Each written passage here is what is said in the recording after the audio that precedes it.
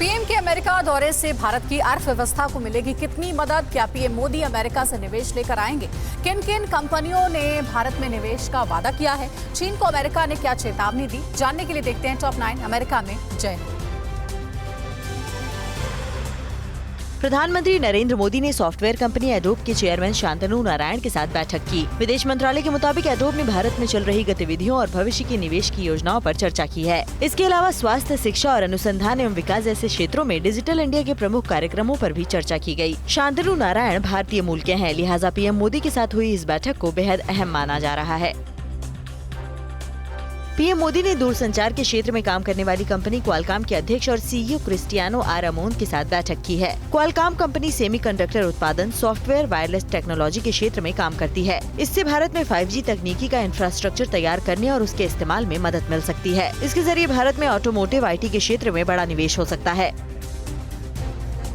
PM Modi ने रक्षा प्रौद्योगिकी के क्षेत्र में काम करने वाली कंपनी जनरल एटॉमिक्स के सीईओ विवेक लाल से भी मुलाकात की है। मुलाकात के बाद विवेक लाल ने इसे एक आउटस्टैंडिंग मीटिंग बताया। जनरल एटॉमिक्स ने नई प्रौद्योगिकी का उपयोग कर भारत में डिफेंस मैन्युफैक्चरिंग को आगे बढ़ाने पर चर्चा की है।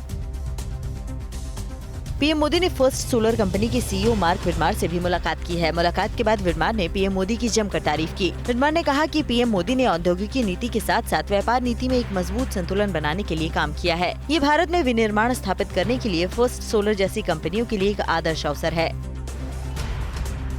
पीएम मोदी ने वैश्विक निवेश की कंपनी ब्लैकस्टोन के चेयरमैन स्टीफन ए श्वार्जमैन से भी मुलाकात की। इन दोनों ने पाइपलाइन परियोजना सहित भारत में ब्लैकस्टोन के निवेश पर चर्चा की है। स्टोन ने कहा कि भारत की वर्तमान सरकार विदेशी निवेशकों के लिए एक बहुत ही अनुकूल सरकार है, जो कि रिफॉर्म ओरिएंटेड और ऑब्जेक्टिव वाली है। अमेरिकी कंपनी ब्लैकस्टोन भारत के अचल संपत्ति बाजार में अब तक $8 अरब का निवेश कर चुकी है।